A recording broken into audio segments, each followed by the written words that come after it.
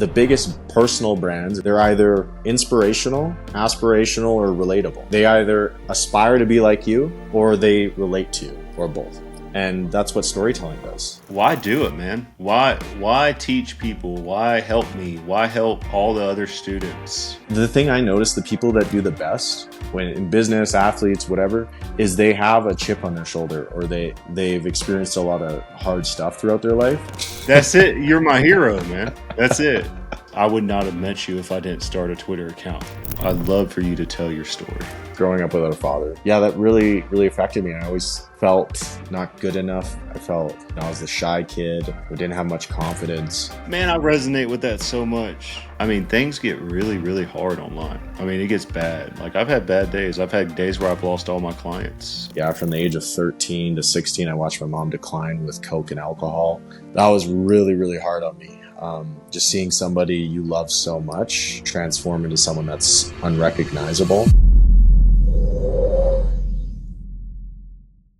Okay, I want to set the stage before we get into this. I'm going to go back to 3 years ago. You got Clifton Sellers sitting at a 9-to-5 job, working 60 hours a week. He's 280 pounds. He's $30,000 in credit card debt. And he just spent the last 6 months trying affiliate marketing, eBay drop shipping, Amazon FBA, e-commerce, and every other get-rich scheme on the damn internet. And then he sends one DM to one guy and says, "Hey man, I need a job." And the guy that got that DM in this badass shirt that we're seeing right now was named Dakota Robertson. And Dakota Robertson taught me a skill that has made me over $1 million, has allowed me to quit my 9-to-5 job, actually spend time with my kids, live a life of freedom, travel whenever I want, and get out of every single ounce of debt I ever had in my life. And I'm getting a little choked up right now. I actually didn't think that was going to happen. I'm sorry, Dakota. But man, welcome and thank you for your time and thank you for all you've done for me. Thank you, brother. I was actually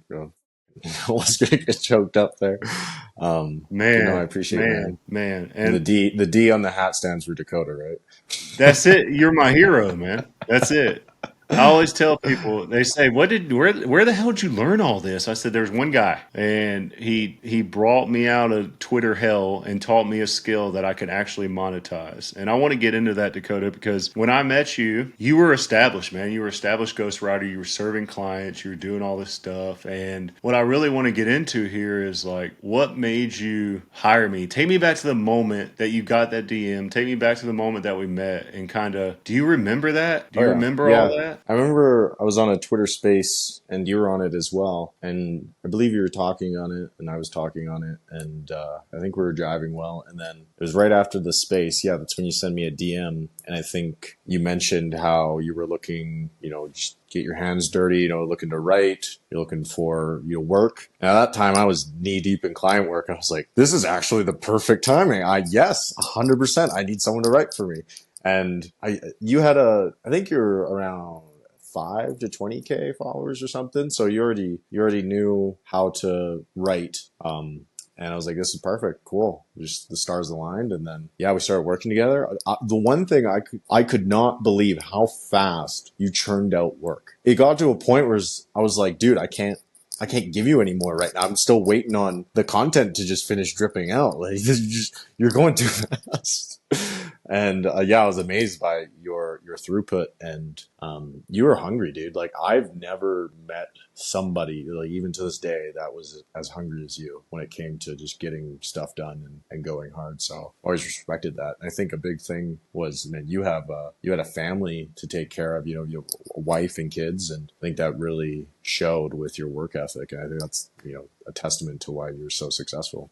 Man, thank you. I think back to that moment a lot, and I think the biggest throughput, like the biggest change agent in meeting you, was going through all that. I mean, all the circles of hell, and I bet you see it a lot. Like when I first started, there's so many people that tell you, "Hey, I can help you make money on the internet," but there are very few people that can actually show you how to make money online. And I think something that I've always admired about you is that you've helped so many people. And I was one of the early ones, but I'd love for you to kind of talk through why do it, man? Why teach people? Why help me? Why help all the other students in your course do what they do? What's your driver? Well, I mean, when it came to you, because you're the first person I ever really coached or consulted for, I just saw it where for you there's just a better opportunity. I'm like, dude, you're just a killer. I can't really give you as many threads as you need, and I think why don't you just do this yourself? And it was cool for me because I got to think about how I structure things and put it into a framework and teach somebody else, and that helped me solidify my understanding. But at the end of the day, before I even got into online business, I was going to college to become a high school teacher because I love teaching. I love helping people. I like seeing the click. But also, I'm not going to pretend like I'm some saint.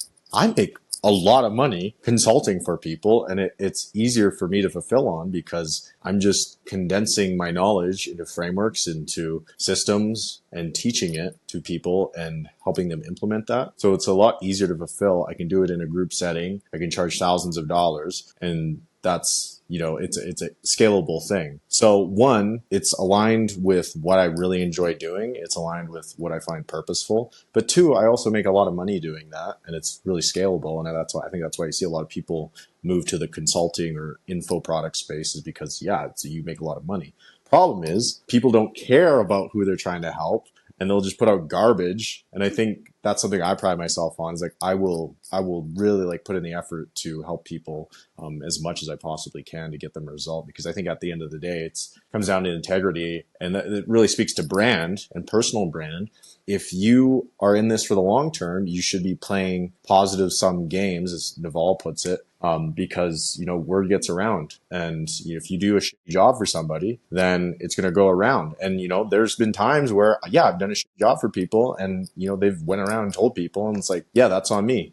I shouldn't have taken them on as clients in the first place, or I could have improved XYZ or whatever. But at the end of the day, I think like my track record's pretty damn good. Yeah, that's the thing about coaching. I've done some coaching, and it's just you can't help everybody, and I think that's something that you have to come to terms with early on when you're helping people. Yeah. For every one of me, there are several that have the same information, same opportunity, same everything, and they just, for whatever reason, they aren't able to crack it. And Yeah. I mean, for those watching, what I want to do, I want to paint a picture here, because before I met you, I really was at that crossroads. I had built a pretty great career. I was a VP of development at a very large nonprofit. I had 3 college degrees. On paper, I had everything that a person could want. Beautiful family, beautiful children, beautiful wife. I was respected by the people that I was working with. But behind all that, I was still struggling with all of this debt and all of this like almost unrealized potential. And that's what bothered me the damn most. Like, I was sitting there and I was like, man, how the hell do I break through this? Like, how do I do this? And that's really when I met you, man. I came and I realized that you kind of showed me that path to monetization. And I remember a story that I love to tell, and you're going to remember this. I was actually traveling with work. So I'm traveling with work and I'm driving down the interstate. I had my first 2 ghostwriting clients, and one of them was pissed at me. I mean, they were pissed because they weren't growing, right? So I was like, I don't even know what to do. Like, I was like, man, I don't even know. And you probably have a lot of students like this. And I remember I pulled off on the interstate at a gas station in the middle of nowhere, Mississippi. And I called your ass. And I said, hey, man, I was like, this is what's going on. This client, I'm posting content, different things like this. And you talked to me for like 35 minutes. You're like, hey, have you tried this? Have you tried that? Like, maybe this kind of content or this and that. And I'd love to take me through, like, when you first, that story, if you remember it. And second, how you apply that at mass scale with your students now. Yeah. Well, I remember getting the call in Telegram. I believe it was Telegram. That was it. I don't, Yep. I don't remember the details of it and the specifics, but I do remember it. And it's cool because it's kind of like a problem solving thing. You're like, okay, what's the data? What are we working with here? What are the rules of the game? And what's within our control? And then just looking at the variables, and then how can we shift this in different ways to solve the problem? So it's kind of like a fun mini game or video game in that sense. But like the thing is, you're somebody that you have the skills, or like back then you had all the skills. And I think it was just like figuring out how to piece it together to get the desired result. And that's where having an outside perspective like me, with working like with all these different people, might have, made it easier for you. But working with clients and, doing it in a group setting, there's people at different stages. And one thing I'm very adamant on is before you actually write for other people, or in any other case, before you actually do the thing for somebody else, you have to be able to do it for yourself, at least to some degree, right? And so that's why I'm teaching people first principles before I even teach them ghostwriting. Like, here's how you build your brand. Here's how you write content. Here's how you do X, Y, and Z. Do this for yourself first. Because even if you do land a client, then you're going to be panicking, not knowing what the hell to do. But for you, for example, you've already grown your own account at that point. You were building your brand. And then it was just a matter of, okay, let's do it for somebody else. Yes, there are going to be different variables. There's going to be different things that come up in challenges, but you're still going to have the skills to piece it together. So with my program, or what I've done with in the past, so I'm not just saying, oh, here's, you go get ghostwriting clients. Like, do this for yourself. And that's going to, one, help you help other people. But two, you're also going to come across more confident. You're going to feel better about yourself. You're going to land more clients because you're going to have that confidence on those calls, sales calls. But yeah, when stuff like that comes up from clients, I just think about, okay, what's within your control? So I literally had this happen yesterday. A client reached out to me. He's like, hey, clients are starting to dry up. I relied on referrals. One client churned. I think the next one might churn at the end of the month. And he's like, what's your advice? And I was like, okay, let's look at what's within your control right now. You're not posting content, lead generation content. So you need to start doing a lot more of that, posting case studies, testimonials, stuff like that. And then doing outreach and, hopping on calls with the clients that churn and ask them, why, and get an understanding so this doesn't keep happening in the future. But I always like looking at things at a first principles aspect and then seeing how we can manipulate it to get a desired outcome. I want to get a little personal here, bro. I shared my story a lot, and I think one of the things that gravitated me towards you in the beginning was that we had a lot of similarities in our stories. I share about this a lot online, but I was raised, I lost my mom at a young age. My birth mother battled with prostitution, drug addiction, and I was adopted at 6 months old. I battled with drug addiction. I'd love for you to tell me how storytelling and how your story of how you grew up made you who you are today and drives you to do what you do. Yeah. So with storytelling, I guess I could tell a story about storytelling. But I remember my first 3 months on Twitter, I was following what some $40 ebook said, post platitudes, post polarizing takes, comment a bunch, all of that stuff. And I did that consistently. I posted 5 times a day, commented maybe 10 times a day. I should have done a lot more comments. But I only grew to 750 followers in 3 months. Meanwhile, there's other people blowing up, 1,000 followers, 30 days, all this kind of craziness. I'm like, what the hell? But I remember one day I woke up, it was like 5 a.m. I was getting ready to go to the gym with my buddy. Had to meet him at 6 at the gym. And I just remember scrolling on Twitter as I'm waking up, and I see an article by Ed Lattimore where he's talking about, I think it was the effect of growing up without a father. And I was really moved by that article, and it really resonated with me. So much so that I just felt this need to write a thread on it. And it was just impromptu, just giving my takes. But I remember the thread. It was like, I just read Ed Lattimore's article on XYZ, resonated with it. And I just gave my take on growing up without a father and its effect on me. And I just left it because I had to rush write that because I had to meet my buddy at the gym. I was like, okay, boom, boom, boom, send. Didn't look at it. And I get to the gym, working out with him at the end of the gym workout. I just see my notifications blown up. I'm used to like 5, 7 likes on my posts. That one got a whopping 120 likes or something like that. And, it's not a crazy amount, but for me, that's absolutely crazy. And I was getting a bunch of DMs from men who were saying, wow, like, I really resonated with this. I deal with the same stuff. Thank you for sharing this. Ed Lattimore retweeted it. That's why I got a lot of traction, but it was my best performing post. And it's the one that generated the most followers, the most engagement messages up until that point. And I wasn't doing it for that, but it made me realize, okay, when you share your story, who you are, show your personality, like people connect with that. And the biggest personal brands, if we want to tie it back to that, they're either inspirational, aspirational, or relatable. Like they either aspire to be like you or they relate to you, or both.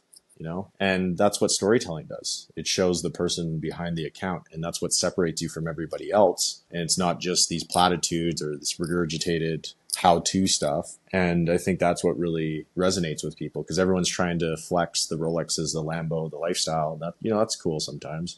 But, who are you really? Who's the person behind the account? And I think back to pretty much everybody I've hired, coaches or mentors, I've connected with them on some kind of level. Either I aspire to be like them or I relate to them. And it comes down to character and integrity. Yes, they have to be competent and have to have trust in them, but also, do I connect with these people? Okay. Was there another question after that? No, I man. don't know if I answered that. No, you answered it. You answered it, man. I want you to do is I would love to hear your story, man. I think it's so Mhm. powerful, and I think that when people ask me how do you do it, how'd you do it, and I think about the last 3 years because it's been 3 years since I started my Twitter account. And I think about all these little moments that I could probably point out that I'm like, well, this was a big thing, just like you mentioned with that story. And I think of the large creators and I think of people that are admired and almost put on this Mount Rushmore, if you will, of social media content. And I think all of them have powerful whys. Because, I mean, things get really, really hard online. I mean, it gets bad. Like, I've had bad days. I've had days where I've lost all my clients. I've had days where I didn't think I was going to make payroll next month. And I think people need to hear, like, why do you keep going? Like, I'd love for you to tell your story. Yeah, I mean, like business side or personal? Like how far we want to go here? Let's I'll go as do. deep as you want. As weird as that Let's do. sounds. I want you to give the three key moments up in your upbringing and how they relate back to business. Okay, yeah. So I guess number one is growing up without a father. So my father was a crack addict. When my mother had me, she gave him an ultimatum: hey, you either keep living this lifestyle, smoking crack, or you can't, or you like help raise your son, but you can't have both, right? And he was deep in the addiction, and crack is a hell of a drug. So he went that path, and also he grew up without a father, so he was really scared. He didn't know how to raise a kid, and so he dipped. But yeah, growing up with a father really affected me because when you don't have that strong masculine role model, you tend to gravitate to your mother, and I was a mother's boy because of that. So I was really, really close to my mom. I was really sensitive. I was like cry all the time, stuff like that. I was like, oh, where's my mom, and like stuff like that. And yeah, that really, really affected me. And I always felt not good enough. I felt I was the shy kid who didn't have much confidence, and it took me a long time to overcome a lot of that stuff. Yeah, another thing was my mom.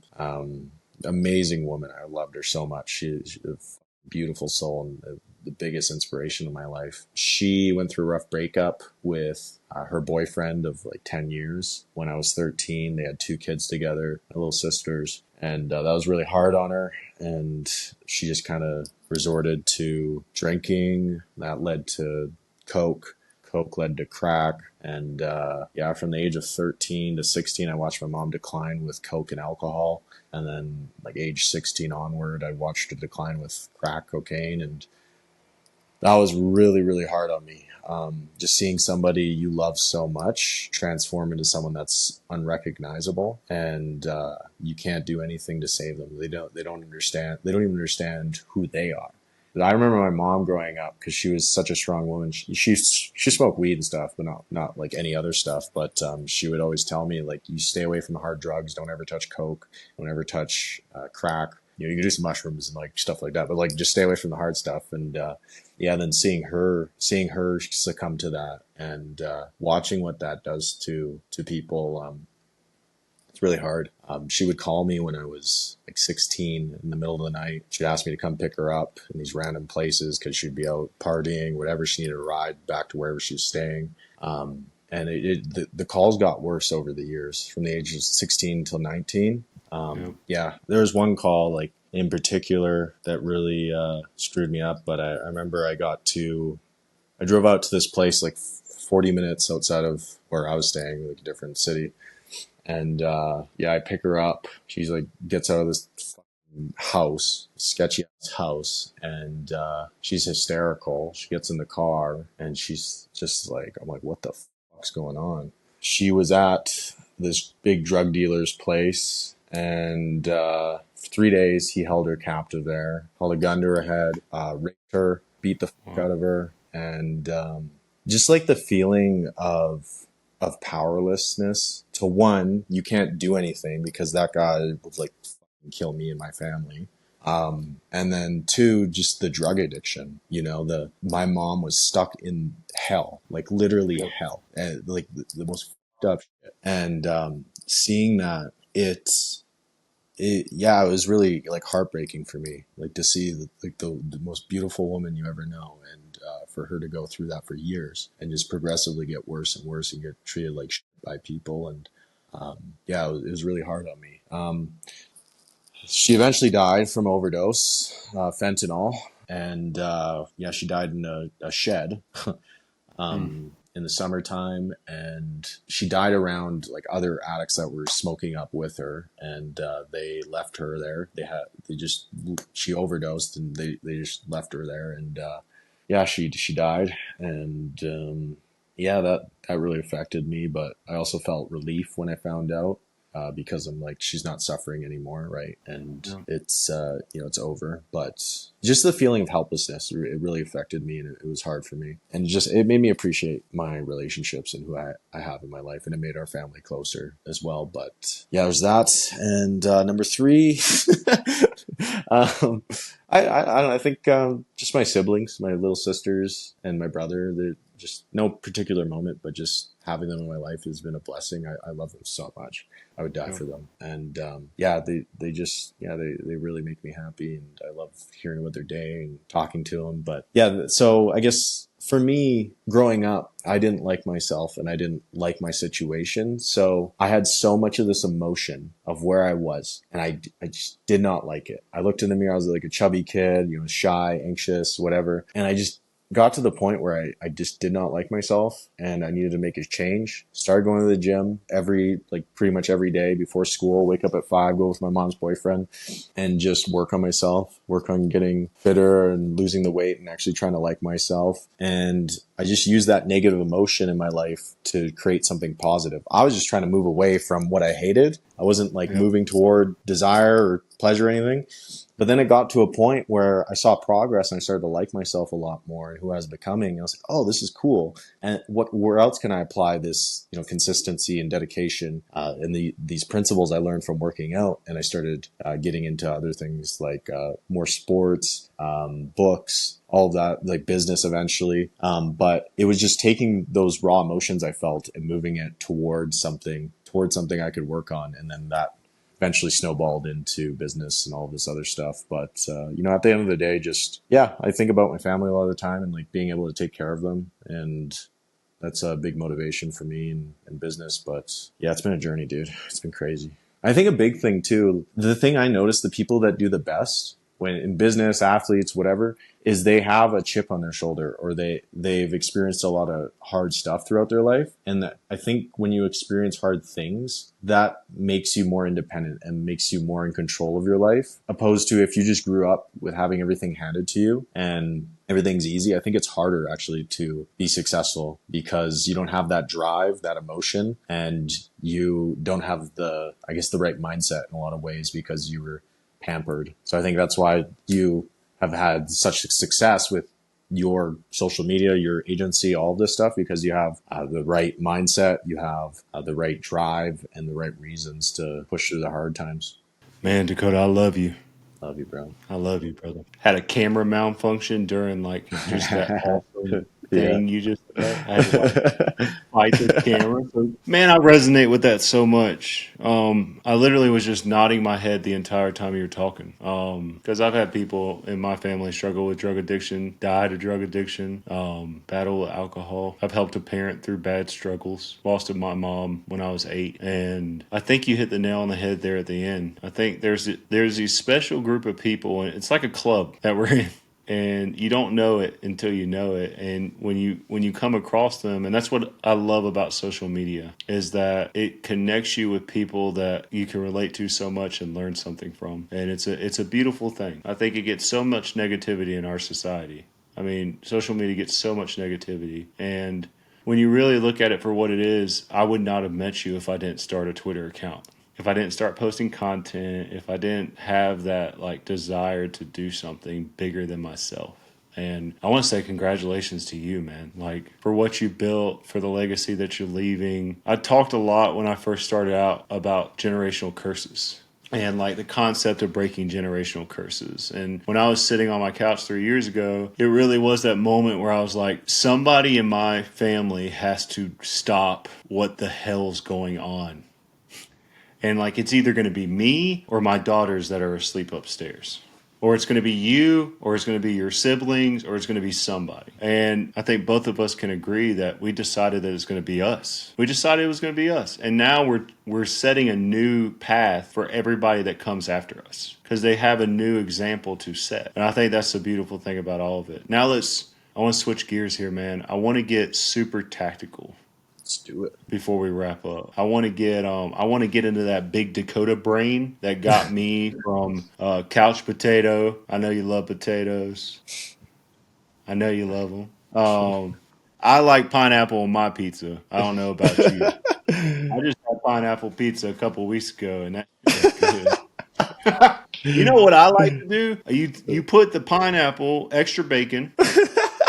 Okay, you get a little extra bacon on Oh that yeah. thing, and then you Yeah. throw the jalapenos on it, man. And that's how we Oh say yeah. jalapenos in my household. Yeah. You put those jalapenos on there, and you got the sweet heat, and that's me. That takes me back to 300-pound Clifton. I was like, man, I'm gonna eat this whole pizza. And ain't nobody gonna do nothing about it. I'm about to eat this.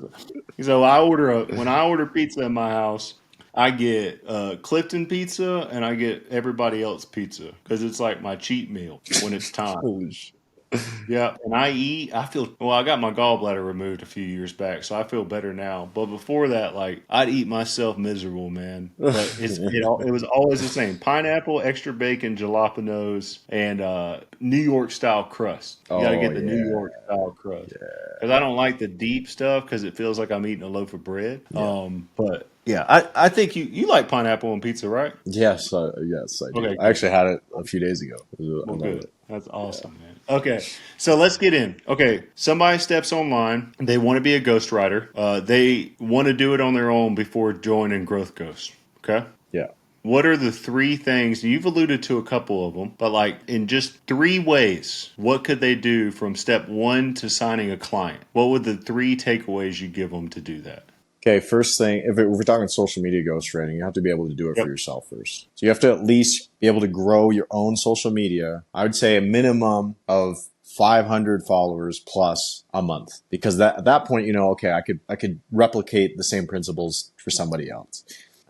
So to grow your own social media, I'll give you like just quick tips. The main thing it comes down to is relevance. So are you relevant? Like, is your content applicable to somebody else? Are you useful? Like, that's the main thing. So I always recommend pick a skill you have interest in and then there's market demand for. So like, what problems do you enjoy solving? For me, it was writing. I enjoyed teaching people writing. That's why I grew my account. From there, you want to land. You need social proof. Like the biggest reason why people don't buy is because they don't believe you can get them a result. Well, first off, like you have to be able to make some kind of offer. You look at Alex Hormozy's $100 million offers book or course, whatever, for free, and learn about offers. But once you have an offer, go out and offer your services. I mean, you don't have to like give a crazy offer if you're doing it for free or for cheap, but like get a case study in. Like the number one thing you should be focused on is getting case studies, at least one, to prove not only to other people that you can deliver a result, but also to yourself. And when you do it for free or cheap, then it takes off a lot of the pressure. So I would find an account or find someone that's trying to grow on social media and offer to do free work for them and write some threads or whatever the platform is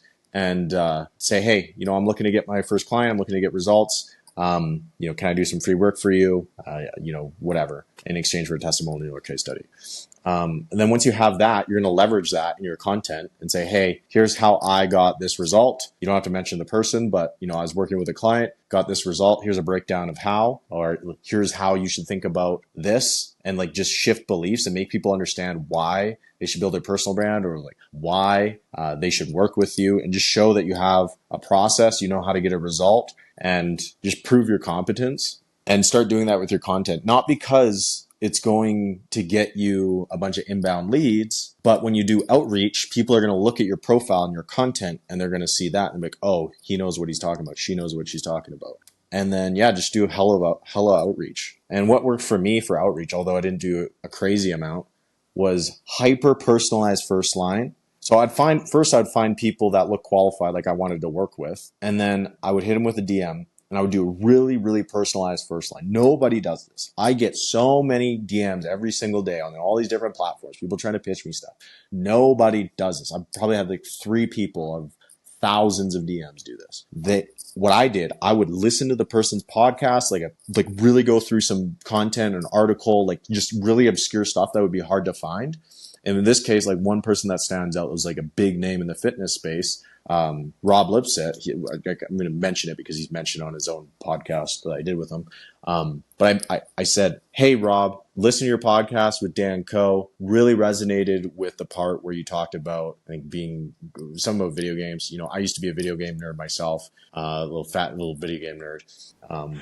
Loved it, man. Like, that was a great podcast. The reason why I'm reaching out is because I recently helped X client get X result. And I was wondering if, you know, I'd love to do the same for you. And then boom, like, just, would you be interested in that? Or I wrote some free tweets for you. Or I wrote a thread for you. Would you want me to send that over?